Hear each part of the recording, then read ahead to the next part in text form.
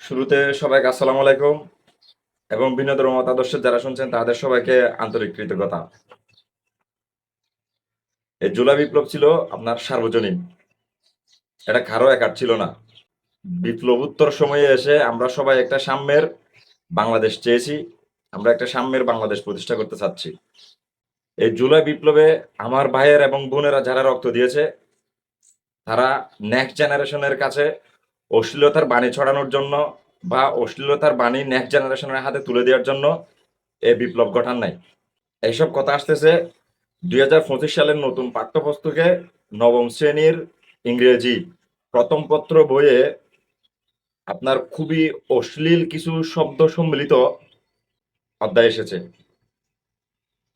বিষয়টা আপনারা ঘাটাঘাটি করার জন্য আর আসিফ মাহতাব স্যারের বক্তব্য শুনলে বিষয়টা আরো ক্লিয়ার হবে, সেজন্য আমি আসিফ মাহতাব স্যারের ভিডিও ক্লিপটি চালু করছি। আপনারা মনোযোগ সহকারে দেখেন, দেখার পরে চিন্তা ভাবনা করেন। আমি জানি না এই গল্পটা আমাদের সাহিত্য বা ইংলিশের ক্লাস নাইনের বইয়ে থাকার কতটা প্রয়োজন।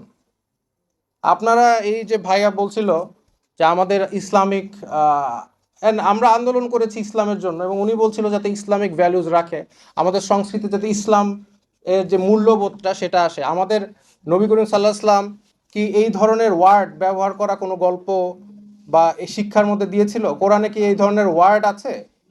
তাহলে আমাদের এই ওয়ার্ডের এই গল্পের, এবং আমি লেখক যিনি লিখেছে গল্পটা তার ব্যাপারে খুঁজলাম, সে হচ্ছে একজন নারীবাদী।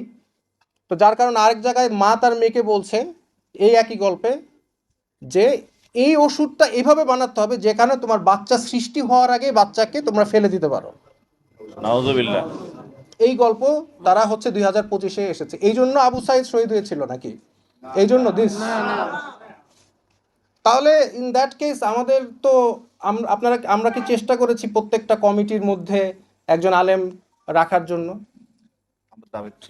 না, দাবি তুললে তো হবে না, আন্দোলন তো আমরাও করেছি, আমাদের এখানে স্টেক আছে না, শুধু দাবি তুললে হবে? তো যার কারণে এটা তো আপনারা দেখবেনই।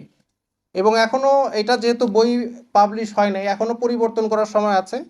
আমি চাই যে আপনারা একটু চিন্তা করেন যে আমাদের সংস্কৃতির সাথে এই ধরনের গল্প যায় কিনা। আমি এগুলো একটা টিচার ক্লাসের মধ্যে বাচ্চারা তো কম বয়সী বাচ্চারা জিজ্ঞেস করবে যে স্যার এই যে স্লাট কথাটার মানে কি, মানে কি? তারপরে টিচার স্টুডেন্ট ডিসকাশন করবে এটা কি দরকার, নেসেসারি? তাহলে কেন এটাকে ইনক্লুড করা হলো, কে করলো?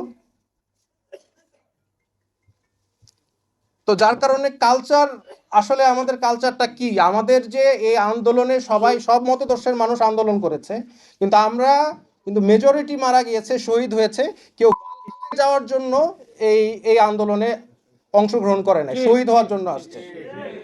আর তাদের চিন্তাধারা ছিল ইসলামিক, কিন্তু এই ইসলাম কথাটা যে আন্দোলনের সাথে জড়িত সেটা মানুষ আস্তে আস্তে, কিছু মানুষ চাচ্ছে যে এটা চলে যাক।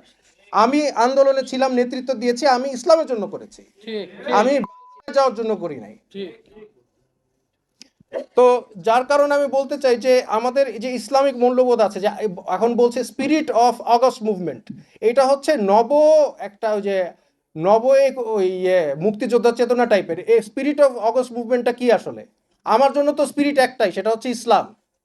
এবং আমার ইসলাম, আমি মনে করি আমার যতটুকু জ্ঞান আছে, ক্ষুদ্র জ্ঞান, এই ধরনের জিনিস একটা টিচার একটা স্টুডেন্টের সাথে ডিসকাশন বা করতে পারে না। এবার প্রশ্নের মধ্যে দিয়েছে যে ওই মেয়ে যদি ছেলে হতো তাহলে কি তার সাথে তার মা কিভাবে ওর ভিন্নভাবে আচরণ করত?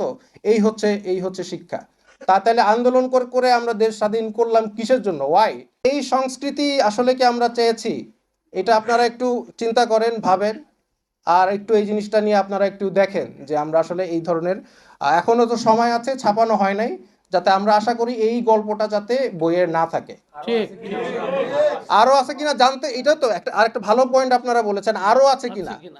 এখন এই সরকারের ভিতরে তো ট্রান্সপারেন্সি নাই, তারা আমাদেরকে আগে দেখাবে না তারা কি কি গল্পগুলো দিয়েছে, জনগণের সাথে ক্লিয়ার হবে না? সংবিধান কি পরিবর্তন করছে সেটা ক্লিয়ার হবে না? পাঠ্য বই ক্লিয়ার হবে না? তারা তো সব গোপনে করছে। কেন গোপনীয়তা? কেন এটা লিক করেছে? কেন লিক করা লাগবে? আমাদের তো জানার কথাই ছিল আপনারা কি কাজ করছেন পাবলিশার আগে। তো তো এইটাই বলে আমার বক্তব্য শেষ করেছি। আমি যখন এটা জানতে পারি আমি আসলে মানে মানসিকভাবে একটু আহত হই যে এটার জন্য কি আমি জেল খেটেছি, মার খেয়েছি, নির্যাতন। এখন কথা হচ্ছে এসবের পিছনে খারাপ এই যে 5ই আগস্টের পরে যেটাকে আমরা বাংলাদেশের দ্বিতীয় স্বাধীনতা বলতেছি, এই সময়ে এসে পাঠ্যপুস্তকে এসব অশ্লীল নোংরা জিনিসপত্র, শব্দ, অধ্যায়, আপনার লেসন যেগুলাই বলেন না কেন, এগুলা ইনক্লুশনের ক্ষেত্রে কারা জড়িত, কার কার হাত আছে, এদেরকে আইনের আওতায় আনা হোক। এটাই হচ্ছে দেশের আপামর জনতার আকাঙ্ক্ষার বহিঃপ্রকাশ। আজকে এ পর্যন্তই। সবাইকে ধন্যবাদ জানিয়ে শেষ করছি। আসসালামু আলাইকুম।